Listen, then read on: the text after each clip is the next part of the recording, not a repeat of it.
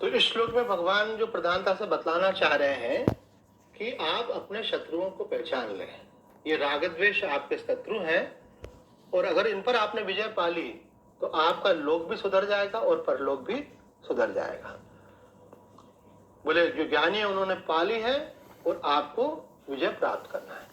इस पर विजय प्राप्त करने के भगवान ने जो एक प्रकार से जोर दिया है, तो उसको समझाते हुए स्वामी जी कहते हैं, देखो अगर आप एक अपने मन में विचार बना लेंगे मुझे शास्त्र के अनुसार चलना है, तो आपके राग द्वेष अपने आप मिट जाएंगे। ऐसे कोई बच्चा ऐसा सोचे कि मेरी मम्मा बहुत अच्छी है, वो ज्ञानी है, वो विवेकी है, अब मेरी माँ मुझे जो कहेगी मुझे वो करना है, तो उससे क्या होगा, उसका राग द्वेष अपने आप मिट जाएगा। उसका राग होगा कि मैं कुछ भी खाऊं, कहीं भी घूमूं, खेलूं कूदूं, आराम करूं, तो उसकी माँ समझाएगी बेटा हर समय खेलना कूदना नहीं है, समय समय से व्यायाम करो, समय से आराम करो। तो वो धीरे धीरे क्या होगा, उसकी जो स्वाभाविक प्रवृत्ति होगी उससे उसका संकोच हो जाएगा। स्वाभाविक प्रवृत्ति कौन सी है, राग द्वेष के अनुसार। तो यहाँ कह रहे हैं आप शास्त्र की बात मानो, गुरु की बात मानो, अथवा जो आपके हितैषी बड़े आपसे आदरणीय है उनकी बात मानो, ऐसा लक्ष्य बना लोगे तो आपका जीवन अपने आप ही अच्छा हो जाएगा। जो बच्चे होते हैं उनके लिए माता पिता ही भगवान है उनके लिए, क्योंकि वो सबसे बड़े हितैषी माता पिता ही होते हैं। उसके बाद और बड़े हो गए आप, तो आप जानते हैं कि माता पिता से भी ज्यादा जानकार कोई संत महात्मा होते हैं, उनको सब शास्त्रों का ज्ञान है, उनका जीवन तपस्या वाला है, वो निस्वार्थ है। तो किसी संत महात्मा को आपने एक लक्ष्य बना लिया कि मैं जो भी करूंगा मेरे गुरुजी जो कहेंगे वो करूंगा। वृंदावन वाले स्वामी अखंडानंद जी कहते हैं कि हमने अपने जीवन में ये बात सोच ली थी, ये जो बात आपको बताई जा रही है, तो स्वामी जी कहते हैं कि हमने ये बात सोच ली थी कि जो बात हमारे गुरुजी को अच्छी नहीं लगती वो हम भी करेंगे। तो जरूरी नहीं है गुरुजी सामने खड़े हुए हैं, हम कहीं भी कुछ कर रहे हैं तो हम सोचते थे कि ये बात जब हमारे गुरुजी की जानकारी में आएगी तो वो इससे प्रसन्न होंगे कि उनको अच्छा नहीं लगेगा, तो जो चीज उनको अच्छी नहीं लगेगी वो काम मुझे नहीं करना है। और आप अगर गीता जी को पढ़ने वाले हैं, गीता जी का अगर आपने अध्ययन किया है तो फिर आपके लिए एक और सुविधा है, क्या कि आप डायरेक्ट शास्त्र से भी आज्ञा ले सकते हैं। वही भगवान श्री कृष्ण ने इस कार्य को करने की परमिशन दी है अथवा इस कार्य का मना किया है। तो आप शास्त्र की आज्ञा को अगर पालन करते हैं तो आपका जीवन अपने आप राग द्वेष से रहित हो जाएगा। दूसरी बात यहाँ कही गई है कि भगवान ने अभी कुछ श्लोकों में लगातार कुछ बातें कही और उसका सार बताया कि ये मैं मतमिदं नित्यम अनुतिष्ठन्ति मानवा, जो कोई मनुष्य मेरे इस मत के अनुसार वर्तन करता है। तो भगवान का मत क्या था, अगर आप इतना कर लेते हैं तो काम बन जाता है। कौन सा, कि संसार में किसी को मेरा न समझे और संसार में किसी भी चीज को, परिस्थिति को, व्यक्ति को मेरे लिए न समझे। मेरे लिए समझने का मतलब है स्वार्थ बुद्धि, और मेरा समझने का मतलब है ममता। तो आपने ममता और स्वार्थ का त्याग कर दिया तो राग द्वेष अपने आप मिट जाएंगे। तीसरी बात राग द्वेष को मिटाने के लिए कही गई है, ये राग द्वेष जो है शरीर के निमित्त से ही होते हैं सारे। मकान मुझे अच्छा लगता है, धन मुझे अच्छा लगता है, व्यक्ति मुझे अच्छा लगता है, मुझे मतलब कौन, आपके शरीर के लिए जो अनुकूल है वो आपको अच्छा लग रहा है। जब आप शरीर ही नहीं हो तो फिर आपके लिए कौन मेरा होगा। तो यहाँ कहा गया है कि अगर आप इस बात की सजगता रखें कि आई एम नॉट बॉडी, आप शरीर के प्रति सजग रहे तो आपका राग द्वेष स्वतः मिट जाएगा। और कह रहे हैं कि यदि आप ऐसा मानते हैं कि ठीक है राग द्वेष है भी तो क्या है, अंतःकरण में मैं तो इसका साक्षी हूँ, तो बोले भाई ये प्रक्रिया हो सकती है पर ये सिद्धांत नहीं है, ये साधना हो सकती है आपकी लेकिन लक्ष्य नहीं है। क्योंकि अंतःकरण में भी, अंतःकरण का स्वाभाविक धर्म नहीं है राग द्वेष, वो उसमें संस्कार रूप से बना है, और जो बनता है वो बिगड़ता है, जो आया है वो जाता है, तो वहां पे वो आगंतुक है। राग द्वेष जो है अंतःकरण के धर्म भी नहीं है, वो भी उसमें आते और जाते हैं, इसलिए उनको बिल्कुल महत्व न दें और आप उनसे अलग रहें, तो धीरे धीरे उनसे आपका संबंध टूट जाएगा और वो चीजें समाप्त हो जाएंगे। और एक बात जो है कि अगर आप सत्संग सुनते रहेंगे, कुछ न करें, ऐसा स्वामी जी ने कहा है, अगर आप कुछ न करें और सत्संग करते रहें, श्रद्धा पूर्वक करें लेकिन कुछ न करें, केवल सत्संग करते रहें तो आपका कल्याण हो जाएगा। क्योंकि सत्संग क्या करता है? सत्संग आपकी बुद्धि को बदलता है, आपकी समझ को बदलता है, आपकी सोच को बदलता है, आपके दृष्टिकोण को बदलता है। अगर आपका सोच बदल गया, आपका दृष्टिकोण बदल गया, है ना, आपका निश्चय बदल गया, तो आपका व्यवहार अपने आप बदलेगा, बदले बिना रहेगा नहीं। इंद्रियां तो जड़ है, वो अपना कुछ भी नहीं करती हैं। जो मन में भाव आता है, जैसे मन में भाव आया कि भाई मेरे पास कोई बैठा है, मुझे उसको देखना है, तो आप आंखें उधर कर लेते हैं। आंख उधर कब की? जब मन में भाव आया। और मन में भाव आया उस समय बुद्धि में आया कि नहीं, सामने सत्संग हो रहा है भैया, मुझे सामने देखना है, तो क्या होगा? मन की उस वृत्ति का संकोच हो जाएगा आपका कि नहीं, भले मेरे मन में आ रहा है, पास में क्या हो रहा है देखो, लेकिन आपकी बुद्धि उसको रोक लेगी।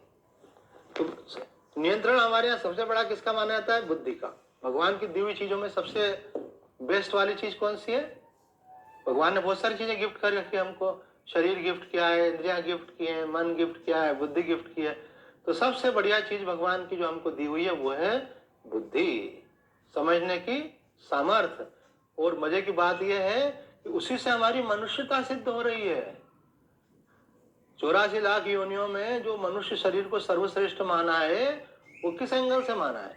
वो इसीलिए माना है। बाकी कई बातें, ज्यादा सुविधा वहां पे भी है। वहां पे परिवार का टेंशन नहीं है, कमाने का टेंशन नहीं है, सामाजिक मर्यादा नहीं। तो कई लोग तो वैसा आचरण करते तो बोले पशुवत आचरण है। तो मतलब वो मनुष्य वाला उनको जम नहीं रहा है, उनको पशु वाला ही जम रहा है। तो फिर मनुष्य की विशेषता क्या रही? बोले मनुष्य की विशेषता ये कि भगवान ने उसके अंदर एक समझ दी है, वो उचित अनुचित समझता है। तो भगवान उसका अगर आप उपयोग करेंगे तो आपका कल्याण हो जाएगा। तो वो कैसे होगा? बोले कुछ मत करो, श्रद्धा पूर्वक सत्संग सुनते रहो। अगर आपको ये लगन लग गई तो आपका कल्याण हुए बिना नहीं रहेगा। क्योंकि क्या होता है, मन का संस्कार एकाएक नहीं हटता है। आपने कोई बात अच्छी सुनी तो जरूरी नहीं है कि आज ही फॉलो करो, है ना। तो कोई बच्चा आपकी बात माने, जरूरी नहीं है आप उसको अच्छी बात बताते रहो। ऐसा हमको अपना खुद का याद आता है। हमारी माँ बड़ी ज्ञानी थी, उन्होंने बहुत संतों का संग किया था। ये शरीर की माँ थी इसलिए प्रशंसा नहीं कर रहे हैं। वो हमेशा हमको भागवत की कथाएं, महाभारत की कथाएं हर प्रसंग में सुनाती रहती थी। तो हमको लगता था कि शायद सबकी मम्मी ऐसी होती होंगी और वो समझाती रहती होंगी। और मुझे लगता था कि हमको ये आप कथा कहानी को सुनाते हो, डायरेक्ट बात करो ना हमसे। तो वो हमको प्यार से बोलते थे, बेटा जब कहानी सुना के बताते हैं ना तो वो याद रहती है बात, नहीं तो बात भूल जाते हैं। अब हमको लगता ओ हो, पता नहीं कौन सा सुकृत था, भगवान की कौन सी कृपा थी कि हमको ऐसी माँ मिली जो शास्त्र ज्ञान से संपन्न थी। और मैं तो कहता हूँ वो लोग धन्य हैं जिनको ऐसी संस्कारी माँ मिले जो उनसे गीता, रामायण और भागवत की बात करे। हमको वो माँ मिली, हम अपनी माँ की प्रशंसा के लिए नहीं बोल रहे हैं, हम उन सब माताओं की प्रशंसा कर रहे हैं कि जो अपने बच्चे को उठा दिए, उठो बेटा आप ध्यान करो। जो अपने बच्चों को बोलती है बेटा उठो, अब तुम्हारा नियम का समय है, तुम थोड़ा सा पूजा पाठ कर लो, उसके बाद फिर अपनी पढ़ाई करना है, तुमको जाना है। आजकल की माताएं जो हैं बच्चों की पढ़ाई के लिए तो बड़ी कॉन्शियस रहती हैं कि उनका पढ़ने में प्रोग्रेस होना चाहिए, लेकिन उनके धर्म में प्रोग्रेस के बारे में कौन सोचेगा? वो भी आपको सोचना है। और अगर जीवन धर्म में नहीं रहा और आपने शिक्षा बहुत पा ली, धन बहुत पा लिया, पद बहुत पा लिया, तो आप करेंगे क्या? उसका अधर्म में उपयोग होगा, वो अशांति का कारण बनेगा। इसलिए आपको इक्वली जितना आप शिक्षा पे जोर दे रहे हैं उसका, उतना ही आपको उसका धर्म पे भी जोर देना चाहिए। हमारा अब देखो कई लोगों से तो भूल हो जाती है, बच्चे बड़े हो गए तब मानते नहीं है। पहले से अगर करें तो ज्यादा अच्छी बात है। तो उनको बहला फुसला करना चाहिए, प्रलोभन देके करना चाहिए, कई बार डांट के करना चाहिए। हमारा मित्र कहता था कि स्वामी जी जब मैं छोटा था ना तो मेरी मम्मी बोलती थी कि खाना खा लो, तो मेरी मम्मी बोलती थी कि नहा लो, तो मैं बोलता था कि अभी मुझे भूख नहीं लगी है। अब माँ बोल रही है कि नहा लो और मैं आंसर दे रहा हूँ भूख नहीं लगी। इसका मतलब क्या था कि अगर मैं नहाऊंगा तो मुझे खाना मिलेगा। तो इसलिए अगर खाना खाना है कब? पहले नहाना है। तो एक नियम बन गया बच्चे का, तो उसके स्वभाव में आ जाएगा ऐसा। अगर हम एक आश्रम में गए तो वो वहाँ कुछ साध्वियाँ रहती हैं, एक माताजी का आश्रम है। तो एक साध्वी बोलने लगी कि चाहे हमारे 1 बज जाए चाहे 2 बज जाए, हमको माताजी ने जो 11 मालाएं बोली हुई हैं वो तो हमको करनी रहती है। तो हम बहुत बिजी रहते हैं आश्रम में, कभी कोई आयोजन होता है तो, लेकिन 11 माला फिर हम फटाफट कर लेते हैं। तो मैंने बोला फटाफट क्यों करते हो, आराम से कर लिया करो। तो बोले टाइम नहीं मिलता है ना। तो मैंने कहा फिर मत ही किया करो, ऐसा ही है। तो बोले नहीं नहीं, वो तो हमारा नियम है, हम 11 माला नहीं करेंगे तो हमको भोजन नहीं करना है। तो ऐसा स्वयं के लिए भी अनुशासन कर सकते हैं और अपने संतान के लिए भी कर सकते हैं। जब छोटे हैं तब उनको ऐसा संस्कार डाल दिया, जब तक इतना नियम नहीं करोगे तब तक भोजन नहीं करना है। तो यहाँ के ना आप सत्संग करते रहो, सत्संग से आपको सेवा का संस्कार मिलेगा, सत्संग से आपको संयम का संस्कार मिलेगा, सत्संग से आपको साधना का संस्कार मिलेगा, सत्संग से ही आपको शरणागति समझ में आएगी कि शरणागति क्या है। बोले शरणागति ये है कि राजी हैं हम उसी में जिसमें तेरी रजा है। शरणागति क्या है? शरणागति यह है कि मैं करने वाला कौन हूँ, करने कराने वाले तुम हो, आप मुझे प्रेरणा देते हो, शरीर के द्वारा कर्म होते हैं। शरणागति क्या है? शरणागति यह है कि मुझे अपना कोई आग्रह नहीं रखना है कि ऐसा हो ऐसा नहीं हो, किसी चीज में ममत्व नहीं रखना है। आपका जब किसी चीज में आग्रह नहीं रहेगा, जब आपके अंदर कर्तापन का अभिमान नहीं रहेगा और जीवन के प्रति सर्व स्वीकृति का भाव रहेगा, तो आपका अहंकार किसको लेकर टिकेगा? तो वहां ईगो सरेंडर हो जाएगा टोटली। तो आइए हम आगे के श्लोक में प्रवेश करते हैं कि भगवान ने ये बात कही कि यदि आप राग द्वेष रहित होंगे तो जो आपके करने योग्य आपका धर्म है, कर्तव्य कर्म है, वो आप करेंगे, और जो आपके करने योग्य वो नहीं है वो नहीं करेंगे। तो राग द्वेष से रहित जो व्यक्ति वो ही कर पाता है क्या? श्रेयान स्वधर्म विगुण परधर्मात् स्वनुष्ठितात् स्वधर्मे निधनम श्रेयः परधर्मो भयावह। इसलिए राग द्वेष को जीतकर सावधान हुआ स्वधर्म का आचरण करे, क्योंकि अच्छी प्रकार से आचरण में लाए हुए दूसरे के धर्म से गुण रहित भी अपना धर्म अति उत्तम है। अपने धर्म में तो मरना भी कल्याणकारक है और दूसरे का धर्म भय देने वाला है। इसका अगर अर्थ नहीं समझे तो ऊपर ऊपर से लगता है कि मानो भगवान ये ऐसी कैसी बातें कर रहे हैं, पर यहाँ बहुत गंभीर अर्थ है। वास्तव में ये जो हम बोलते हैं ना कर्तव्य, तो कर्तव्य का निर्धारण कैसे होता है? बोले अपने धर्म का पालन करना ही अपना कर्तव्य है। अब धर्म की परिभाषा क्या है, धर्म किसे कहते हैं, तो वो सब इसमें बड़े विस्तार से बतलाया गया है इसकी व्याख्या में। तो यहाँ यह बात समझनी चाहिए कि वर्णाश्रम धर्म को ही हमारे शास्त्रों में धर्म शब्द से संबोधित किया है, क्योंकि वर्णाश्रम धर्म ये बतलाता है कि आपका वास्तव में कर्तव्य क्या है। तो बोले आप सन्यासी हो तो आपका कर्तव्य यह नहीं है कि पैसा इकट्ठा करो, दुकानदारी करो, काम धंधा करो। गृहस्थ का कर्तव्य यह है कि पैसा कमाए। और आप ब्रह्मचारी हो तो बोले आपका काम इस पर ध्यान ही नहीं देना है कि कमाई कितनी हो रही है, आपका ध्यान इस पर देना है कि मुझे मन लगा करके अपना विद्या अध्ययन करना है, माता पिता की सेवा करना है, संयम पूर्वक जीवन जीना है। तो ये बतलाया गया है। इसी प्रकार से यदि आप ब्राह्मण हो तो आपका कर्म क्या हो जाता है? अगर आप गृहस्थ आश्रम में हो तो आप यज्ञ करो, यज्ञ करवाओ, आप वेद अध्ययन करो, अध्यापन करवाओ, है ना, आप जो है धर्म कर्म के कार्य करो ऐसे। और अगर आप क्षत्रिय हो तो बोले देश की रक्षा करो, है ना, आप पुलिस में मिलिट्री में भर्ती हो क्योंकि आपके अंदर शौर्य है, तेज है, वीर्य है, बलवान हो। तो आपका जो धर्म है अगर आप वो नहीं करेंगे और दूसरे का करने बैठ जाएंगे, है ना। अब मानो कोई बनिया व्यक्ति है और वो काम करने लग गया पंडित जी वाला, तो वहां पे भी वो देखेगा कि यहाँ फायदा और हानि कितना हो रहा है, ज्यादा ध्यान उस पर रहेगा। भगवान पे, पूजा पे, यजमान के कल्याण पे ध्यान नहीं रहेगा, मनी माइंडेड हो जाएगा, है ना। ऐसे मजाक में बोलता था हमारा एक मित्र दूसरे मित्र को, दूसरा मित्र ब्राह्मण था, वो अपने मंदिर जाता था, सुबह 7 बजे 12 बजे मंदिर बंद कर देता, फिर शाम को 4 बजे मंदिर खोल के रात को 9 बजे तक मंदिर पे रहता था। और वहां जो कुछ भेंट पूजा चढ़ती उसी से उनका परिवार चलता था, तो दोस्ती थी। पर जो दूसरा था वो वैश्य था, तो वो उनको बोलता था ब्राह्मण की मैं जा रहा हूँ मंदिर, तो वैश्य उनको बोलता अच्छा दुकान जा रहा है। ऐसे बोले अरे यार तू अपनी भाषा में मत बोला कर, हमारे लिए दुकान नहीं है, हम भगवान की सेवा के लिए जा रहे हैं वहां।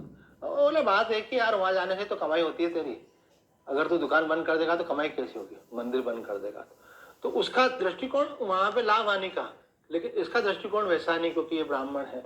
तो यहाँ कह रहे हैं कि मनुष्य को ये समझना चाहिए कि मेरा संस्कार कैसा है ना, मैं किस परिवार का हूँ, मेरा जन्म कौन सा है, उसके अनुसार उसके कर्म का चुनाव होता है। यह बात समझनी चाहिए जैसे कि ब्राह्मण के लिए यज्ञ आदि कर्म है। अब भगवान यहाँ कह रहे हैं कि श्रेयान स्वधर्म विगुण, अगर आपका खुद का जो धर्म है वो गुण रहित भी है तो भी वो आपके लिए अति उत्तम है। और अपने धर्म में तो मरना भी कल्याणकारक है और दूसरे के धर्म में दूसरे का धर्म भय देने वाला है। तो इसकी व्याख्या यहाँ पे उड़िया बाबा जी ने की है। वो कहते हैं कि देखो भाई, जहां तक धर्म में दोष की बात है तो सभी के अंदर कुछ न कुछ दोष होता है। क्या दोष होता है? बोले ब्राह्मण यज्ञ करेगा तो यज्ञ में भी कुछ हिंसा हो ही जाती है। आप जो कुछ सामग्री डालते हो कभी उसमें कोई चीज रह जाती है तो वो भी जल जाती है, कोई जीव भी आ जाते हैं, बरसात का टाइम है तो भी हो जाता है ऐसा। आप लकड़ी काटते तो वो भी एक प्रकार से है ना, आपने पेड़ को काट लिया। तो कहते हैं आप कुछ भी आप करोगे तो कुछ न कुछ तो हिंसा होगी। तो बोले यज्ञ में भी हिंसा होती है, और क्षत्रिय को तो युद्ध करना पड़ता है स्वधर्म के लिए, तो उसमें भी हिंसा होती है, लेकिन वो धर्म के लिए कर रहा है। वो वैश्य जो है वाणिज्य का कार्य करता है तो उसके द्वारा भी कुछ न कुछ अपनी बात को बनाने के लिए कुछ मिथ्या भाषण करना पड़ता है। और चौथा कहते हैं शूद्र, वो सेवा कर्म करता है, साफ सफाई करता है, तो उसमें भी अपन माताएं सब जानती हैं कि घर की साफ सफाई करे तो जीव जंतुओं की मृत्यु होती है। तो हर व्यक्ति को अपने अपने धर्म के अनुसार ही अनुसरण करना चाहिए, क्योंकि आप कोई भी कर्म करने जाओगे उसमें कुछ न कुछ तो दोष होता ही है। अब यहाँ कहा है, एक प्रश्न उठाया बाबा ने, प्रश्न उठा करके उत्तर दिया है। प्रश्न उठाया है कि भाई ये सन्यास है, ये स्वधर्म है कि परधर्म है? तीनों आश्रमों के लिए ये सन्यास जो है स्वधर्म है कि परधर्म है? तो बाबा कहते हैं कि स्वधर्म भी है और परधर्म भी है। जो अपरिपक्व अंतःकरण है, मंद वैराग्य वाले तथा अकृतोपास्ती हैं, उनके लिए ये परधर्म है। अब इन तीनों शब्दों का अर्थ समझते हैं। अपरिपक्व अंतःकरण का मतलब क्या है? कि अब आप में इतनी योग्यता ही नहीं आई कि आप अपने मन को सात्विक बना कर रख सको। आप पूजा में, पाठ में, जप में, ध्यान में, साधना में अपना समय गुजार ही नहीं पाते। हम जब साधु बने थे तो हमने पूज्य स्वामी जी से पूछा था कि स्वामी जी हम साधु बनने के योग्य हैं? तो उन्होंने कहा था कि जो व्यक्ति नित्य 6 घंटे साधना करता है उस व्यक्ति को ये अधिकार है कि वो अपने बाकी कर्मों को छोड़ करके साधु जीवन में प्रवेश करे। बोले बाकी समय फिर आपका गुजर जाएगा, 6-8 घंटे आराम में गुजर जाते हैं, 6-8 घंटे दूसरे कामों में, खाना बनाओगे, ये करोगे, घर की सफाई करोगे, है ना, सत्संग सुनोगे, कुछ करोगे। बोले 6 घंटे भजन करने वाले को साधु बनने का अधिकार है।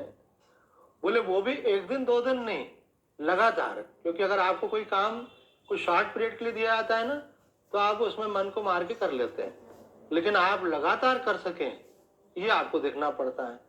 तो यहाँ कह रहे हैं जिनका अंतःकरण परिपक्व है। दूसरा कहा जो तीव्र वैराग्यवान है। अब आपने संसार का तो त्याग कर दिया, आप तीर्थ में जाकर रहने लगे। आपने संबंधों का और कर्तव्यों का तो त्याग कर दिया और आपने बोला परम कर्तव्य मेरा भगवान की भक्ति करना। लेकिन अगर आपको वैराग्य नहीं है तो क्या होगा? आपको जो कुछ प्रतिकूलताएं होंगी आपका ध्यान सारा उसमें चला जाएगा। आपके रहने की व्यवस्था, खाने पीने की व्यवस्था, बाकी जो व्यवस्थाएं हैं, तो आपको लगेगा अरे पैसा होता तो ये सुविधा हो जाती, अरे कोई मेरा सहयोगी होता तो ये सुविधा हो जाती। तो भैया ये सब सुविधाएं लेनी थी तो बाबा जी क्यों बने हैं, है ना? बाबा जी का बनने का मतलब है कि भजन करना है हमको। ये वानप्रस्थी के लिए भी लागू होता है। वानप्रस्थ जीवन में भी अरे मेरे बच्चों के साथ में रहता तो मेरी सेवा अच्छी होती।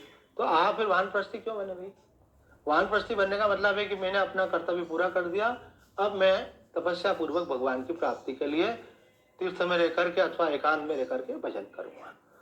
तो कहते हैं कि तीव्र वैराग्यवान जो है वो संन्यास का अधिकारी है। और तीसरा कहा जो कृतोपास्ती है, अर्थात जिसने उपासना करके अपने अंतःकरण को शुद्ध कर लिया है। अंतःकरण की शुद्धि का एक लक्षण वही है जो हम पहले बतला है कि मनुष्य के अंदर राग द्वेष जो है शिथिल हो जाते हैं वहां पे। तो जिसका अंतःकरण शुद्ध है, जो वैराग्यवान है और जो परिपक्व अंतःकरण है, उसके लिए तो संन्यास स्वधर्म है। और जो इसके विपरीत है, अर्थात जिनका अंतःकरण परिपक्व नहीं है, वैराग्य नहीं है और जिनकी साधना अभी हुई नहीं है, उनके लिए वो परधर्म है। एक और प्रश्न उठाया है, स्वधर्म पद किस धर्म का वाचक है? यहाँ पे भगवान ने कहा स्वधर्मेन धनं श्रेया परधर्मो भयावह। भगवान यहाँ पे स्वधर्म के पालन की प्रेरणा दे रहे हैं। ये सबसे प्रमुख बात यहाँ पे बतलाई गई है कि स्वधर्म का मतलब क्या है। तो वर्ण, आश्रम, स्वभाव और परिस्थिति की अपेक्षा से जिस मनुष्य के लिए जो कर्म शास्त्र ने नियत कर दिए हैं वही उसके लिए स्वधर्म है। यहाँ पे स्वभाव और परिस्थिति को भी देखा गया है। निषिद्ध कर्म जो है वो किसी के लिए स्वधर्म नहीं है। काम्य कर्म किसी के लिए आवश्यक धर्म नहीं है। और वर्णाश्रम में भी एक के लिए जो कर्म उसका स्वधर्म है, दूसरे के लिए वो स्वधर्म नहीं है। और सभी वर्ण आश्रमों के लिए कुछ सामान्य धर्म है, वो सबके लिए हैं। वो कौन से हैं? तो बोलते हैं कि आप सत्य का पालन करो, अहिंसा का पालन करो, पवित्रता का पालन करो, भगवान की भक्ति करो, मनोनिग्रह करो, ब्रह्मचर्य का पालन करो। ये सब सबके लिए स्वधर्म है। आज इतना ही कहकर अपनी वाणी को विराम देते हैं। ओम पूर्णमदः पूर्णमिदं पूर्णात् पूर्णमुदच्यते पूर्णस्य पूर्णमादाय पूर्णमेवावशिष्यते। ओम शांति शांति शांति। हरि ओम तत्सत्।